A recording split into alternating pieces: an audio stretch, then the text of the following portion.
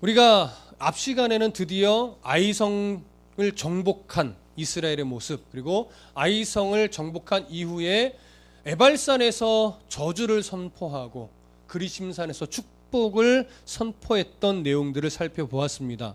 그리심산에서 축복을 선언한다라고 하는 것은 결국 하나님의 말씀을 가지고 더 말씀을 지켜가며 하나님의 축복을 받는 삶을 살아가야 된다라고 하는 것, 그것을 통해서 더 성숙한 이스라엘 백성들, 그리고 그들의 공동체가 되기를 원하는 것이었고, 에발산에서 저주를 선포한다는 것은 또 하나님이 싫어하시는 것들에 대한 분명한 선언과 함께 그것을 버리고 하나님 앞에 바른 삶을 살아갈 때 그것이 오히려 복이 될 것이라고 하면서 또한 그것도 성숙을 요구하는 그런 말씀이었습니다.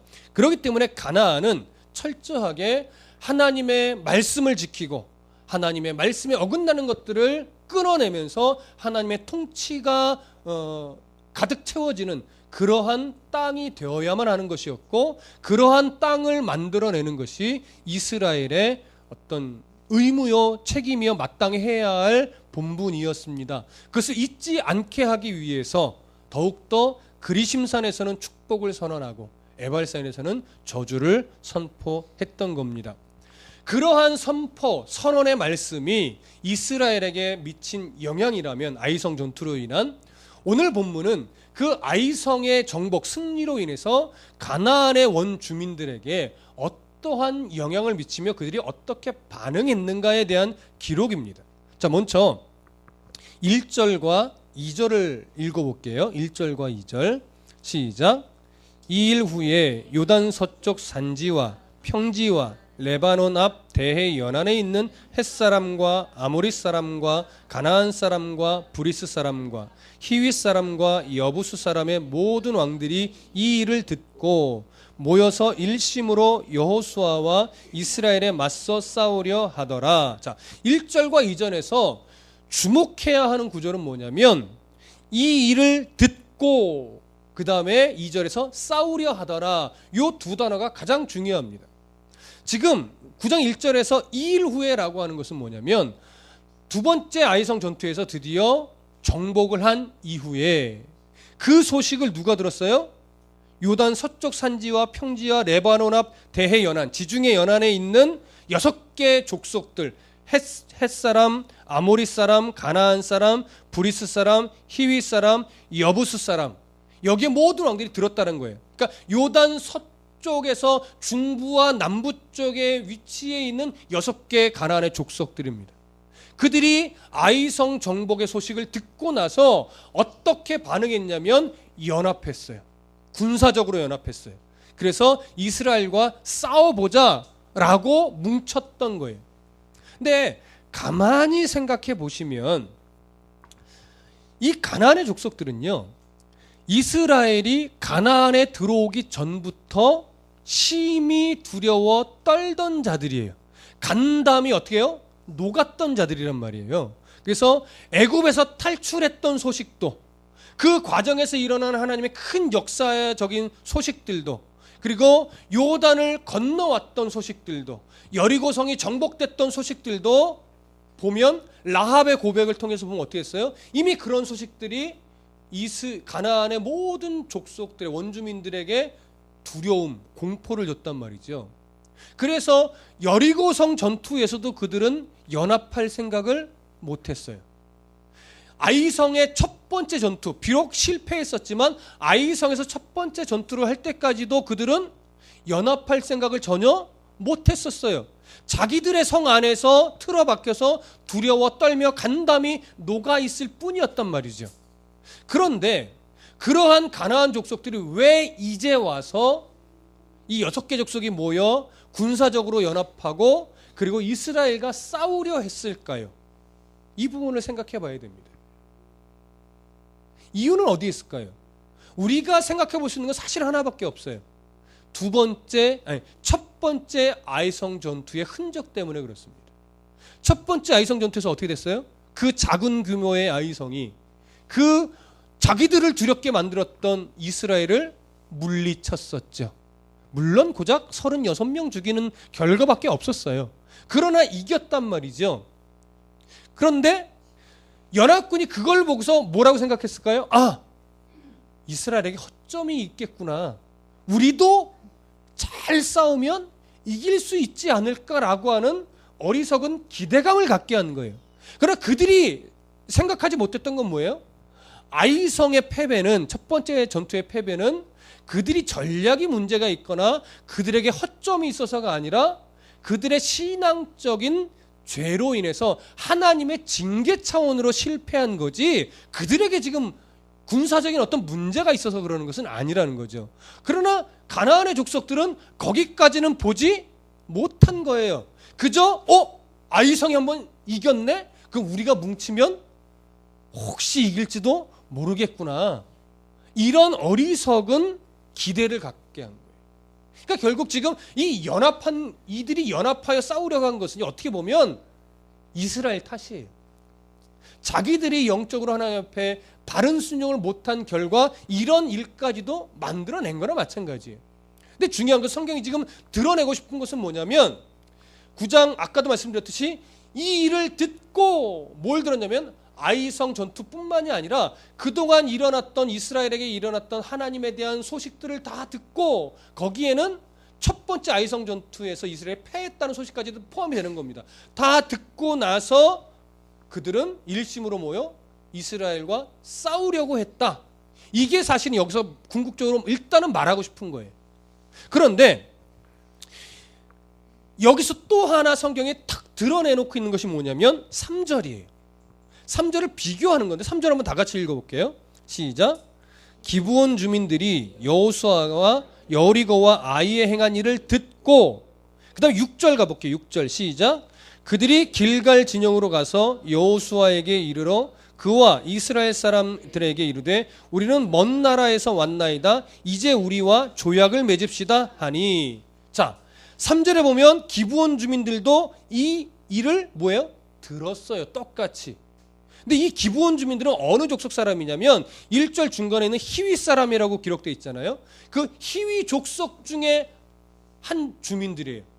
히위 족속에 속해 있던 기브온 주민들이요, 그 연합군에 들어가지 않았어요. 우리는 안 들어갈 거야 거절하고 어떻게 반응했냐면 먼 나라의 사람인 척 꾸미고 이스라엘에게 가서 그들에게 속여서 그들과 조약을 맺어. 이 조약은 뭐냐면 평화 조약이에요.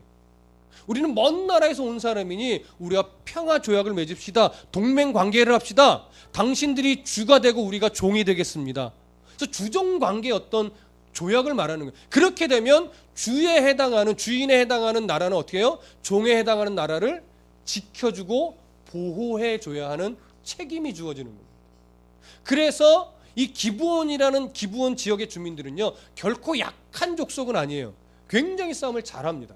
그럼에도 불구하고 연합군에 들어가기를 거절하고 이들은 오히려 속임수를 써서라도 이스라엘과 조약을 맺음으로 생명을 사는 것, 죽지 않고 싸우지 않고 사는 방법을 취한 거예요. 그래서 지금 요 두 가지, 이 일을 듣고 싸우려 한 자들과 이 일을 듣고 조약을 맺으려고 한 자들과 지금 두 파트를 비교하는 겁니다. 자, 그러면 이 두 가지를 비교한다고 할 때 9장 전체를 보면요, 어떤 내용으로 가득 차 있냐면 이 기브온 족속이 어떻게 속임수를 썼으며 어떻게 조약을 맺었고, 조약을 맺은 후에 이게 들통이 났는데 들통이 난 이후에 이들은 하나님의 성전에서 물을 깃고 나무를 패는 종으로서 삶을 살았는데 그들이 지금까지 그러하더라. 이런 내용으로 다 채워져 있어요. 9장 전체가. 그리고 10장에 가면 그들이 공경에 처했을 때 이 조약 때문에 이스라엘이 그들을 지켜주는 내용까지도 10장까지 이들의 내용이 들어있어요. 자, 이들이 속임수를 써서라도 생명을 살리려고 했던 것이 얼마나 중요한 내용이길래 이걸 9장 전체를 할애했으며 10장까지에 걸쳐서 그들의 내용이 들어있을까? 이것이 하나의 그냥 사건으로서의 기록이라면 이들이 이렇게 속임수를 썼대. 그래서 이들은 벌로 종이 됐대. 이 정도로 그냥 스케치처럼 기록하고 넘어가도 될 법한데 이게 9장 전체를 그리고 10장에까지 이어져서 기브온에 관한 내용이 나온다는 것은 그 내용 안에 뭐예요? 뭔가 그냥 간과하면 안 되는 중요한, 뭔가 말하고 싶은 중요한 메시지가 있다라고 하는 의미가 되는 겁니다. 이해되시죠? 그래서 오늘 우리는 기브온에 대한 이야기를 잠시 먼저 오늘은 살펴볼 거예요. 거기까지만. 자, 갈라디아서를 한번 가볼게요. 신약성경 갈라디아서 3장으로 한번 가보겠습니다. 로마서, 고린도 전후서, 그 다음 갈라디아. 롬고갈 이렇게 되지요. 갈라디아서 3장 8절과 9절을 보겠습니다.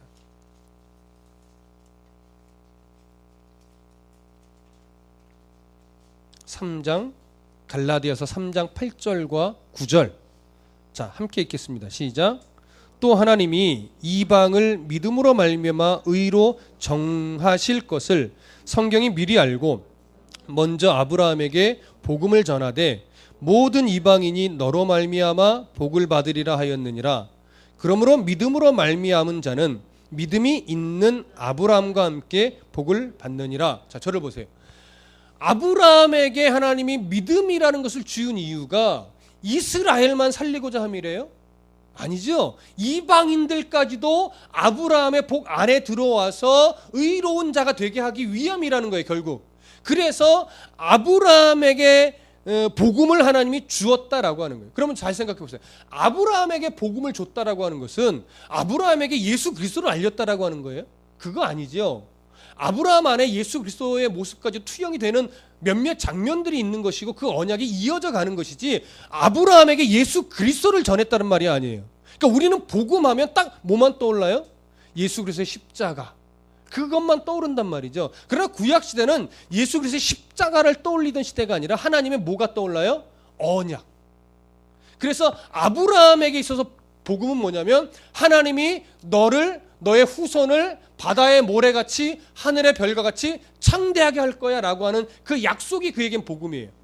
그리고 그 아브라함이 그 언약을 붙잡고 성숙한 믿음의 사람이 되기까지의 모든 과정들의 이야기, 그게 뭘까요? 그 아브라함을 만져가셨던 하나님의 섭리, 역사하심, 하나님의 능력, 이게 복음이에요. 그래서 그 아브라함의 언약의 하나님을 바라보면 아브라함의 복 안으로 뭐예요? 들어가는 거죠. 그렇기 때문에 아브라함 당시 이방인들에게 있어서는 뭐가 복음이냐? 아브라함을 불러내시고 언약을 주시고 아브라함을 하나님의 믿음의 조상으로 삼기 위해서 아브라함을 간섭하시며 섭리하셨던 그 모든 흔적들이 이방인들에게는 뭐가 될 수 있어요? 복음이 될 수 있는 거예요. 그걸 듣고 아브라함의 하나님? 아브라함의 하나님. 그래, 아브라함의 하나님. 이러면서 그 복 안으로 들어가는 자는 하나님 주신 복을 누릴 수 있는 거예요.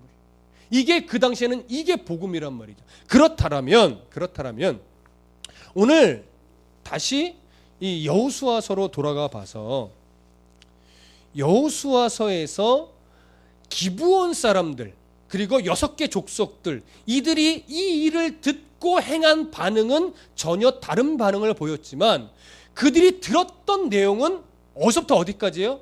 1번적으로 볼 때 애굽에서 탈출한 내용부터 가나안 접경에 이르는 과정 속에서 일어났던 여러 일들, 만나와 메추라기, 불기둥과 구름기둥, 아말렉 족속과의 싸움, 홍해 바다가 갈라지는 것, 이런 수많은 하나님이 행하신 일들, 그 소식과 요단을 어떻게 건넜는지, 요단을 건너서 여리고성을 어떻게 정복했는지, 이 모든 내용들이 결국 오늘 갈라디아서의 말씀을 근거로 하면 뭐예요? 그게 복음이에요. 그 복음을 6개 족속들은 복음을 듣고 나서 어떻게 반응해요? 싸워야지, 대적해야지, 이렇게 반응해요. 근데 기브온 사람들은 그 복음을 듣고 내가 이스라엘 족속에게로 가서 평화 조약을 맺어서 그 공동체의 그늘 안에서 내가 살아야지, 이렇게 다른 반응으로 나왔더라고요. 그래서 성경은 뭘 말하고 싶은 거냐면 대적하는 방향으로 나오면 진멸이에요. 그 그늘 아래서 내가 살겠다라고 하나님 앞에 결국 나오는 결과를 가지고 오면 그건 사는 거예요. 두 가지를 정확하게 지금 보여주기 위함입니다. 그러나 그렇다고 해서 그들의 속임수가 정당화되느냐, 그것은 아닙니다. 기생 라합도 자기가 복음을 듣고 이스라엘 공동체에 들어가기 위해서 자기 족속들에게 뭐 했어요? 거짓말했어요. 성경은 그 거짓말이 옳다 그르다라고 판단하지 않고 있어요. 왜 안 한죠? 그런 거짓말은 그래도 된다, 옳다, 정당하다, 이걸 말하고 싶은 거예요? 그거 아니에요. 그 거짓말이 옳으냐 그르냐를 지금 성경이 말하고 싶은 것이 아니라, 그가 왜 거짓말을 했으며 그가 누구 앞에 지금 나오려는 노력을 했냐, 그걸 성경이 드러내고 싶어서 이 부분은 판단하지 않는 거예요. 무슨 말씀 이해되세요? 그렇기 때문에 지금 이 기브온 사람들의 이야기는 어떻게 보면 라합 이야기의 속편과도 같다고 할 수 있습니다. 그러니까 지금 이 사람들이 먼 나라 사람인 양, 가나안 족속임에도 불구하고 다른 가나안 밖의 사람인 양 위장을 하고 속임수를 써서 조약을 맺었어요. 성경은 이들의 이 속임수에 대해서 책망하지 않아요. 그런데 그렇다고 해서 옹호하고 있지도 않습니다. 그들의 속임수가 옳으냐 그르냐를 지금 드러내고 싶은 것이 아니라, 거기에 물론 교훈이 있어서 나중에 그 본문을 들어갈 때 여기에 대한 교훈도 나누긴 할 거예요. 그러나 궁극적으로 성경이 말하고 싶은 바는 그들이 속임수를 써서 결국 종이 됐어, 이걸 말하는 것이 아니라 그들이 누구 안으로 들어오려고 했느냐, 이거예요. 그들의 속임수마저도 결국은 하나님이 공동체 안으로 들어오는 다리로 만드셔서 그들을 바꾸셔서 하나님의 사람으로 쓰는데, 나중에 말씀을 드리겠지만 그들은 결국 하나님의 성전을 위하여 물을 깃고 나무를 패는 자로 종의 모습이 좀 살게 됐고, 그 역사 속에서 이후에 보면 그들은 무너진 예루살렘 성전을 건축하는 데도 같이 동참했던, 그래서 결국 하나님이 보실 때는 동일한 언약의 백성으로 그들을 끝까지 인정했어요. 그리고 연합군과의 싸움에서 이들은 끝까지 연합군 편을 들지 않고 이스라엘 공동체 안에 있는 백성으로서 삶을 살아갑니다. 그래서 하나님 앞에서는 이들 또한 구원의 백성이 되었음에 틀림이 없습니다.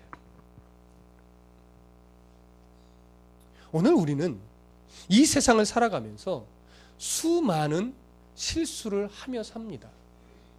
오늘 우리가 지금은 얘기 안 했지만 이 기브온 사람들이 속임수로 조약을 맺을 때 여호수아와 또 그 지도자들은요, 그들의 속임수를 제대로 파악하지 않고, 또 하나님께 이들이 요청해오는 조약에 대해서 어떻게 해야 됩니까? 묻지도 않고 성급하게 조약을 맺어버려요.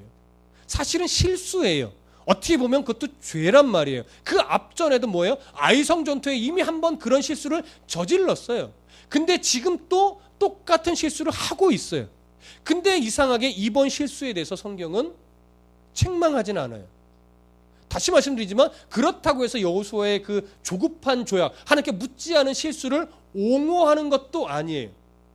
아까 초점, 하나님 앞에 나오는 자는 구원에 이른다는 건 그걸 더 드러내고 싶어서 그 부분에 대해서 침묵하고 있는 것이지, 그것이 옳다 그르다를 말하고 있는 것은 아닙니다.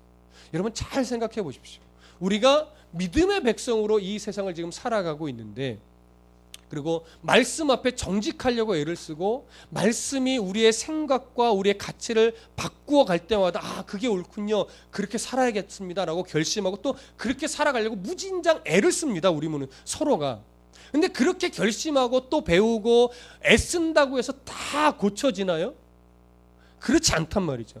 알면서도 실수하는 경우가 있고, 때로는 아직 우리의 수준이 연약하여 몰라서 실수하는 경우도 참 많이 있어요.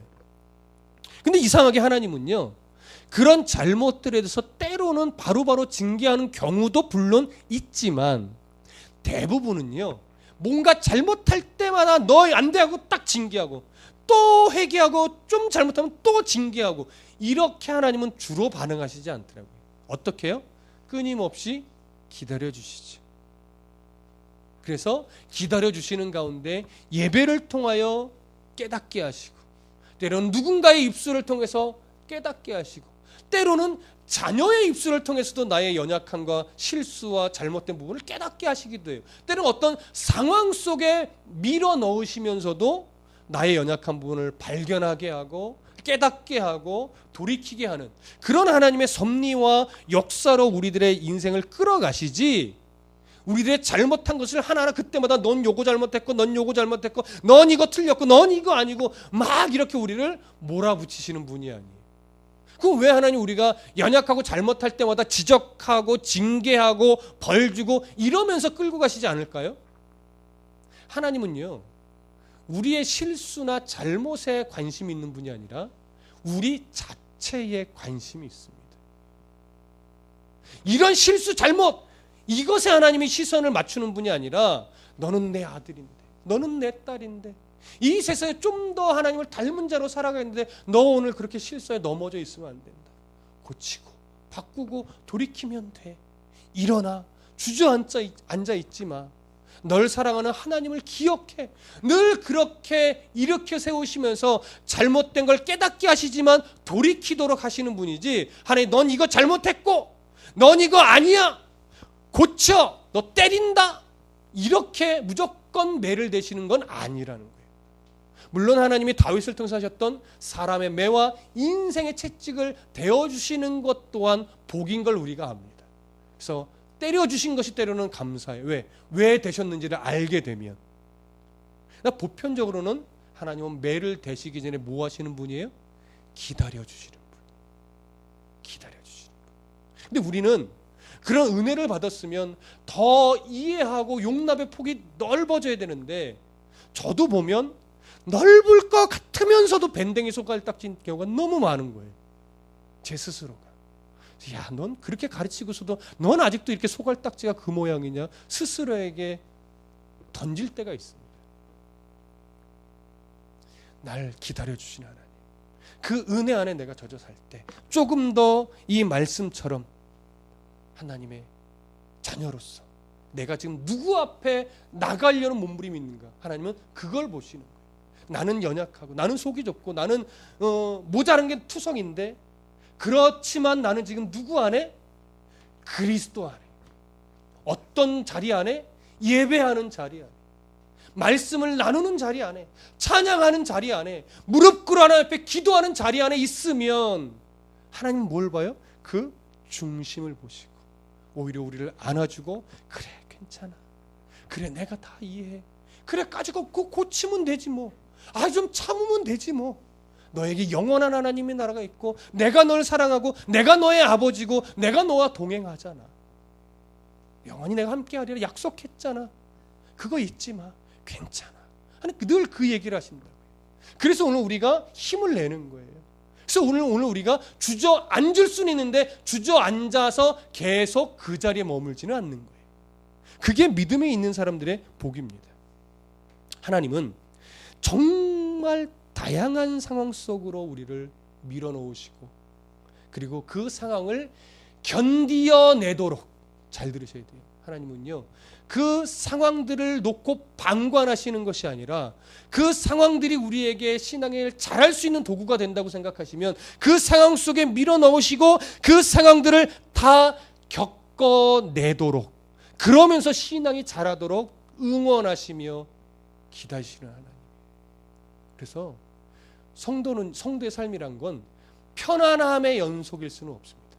평안의 연속일 수는 있어요. 그러나 편안의 연속일 수는 없습니다.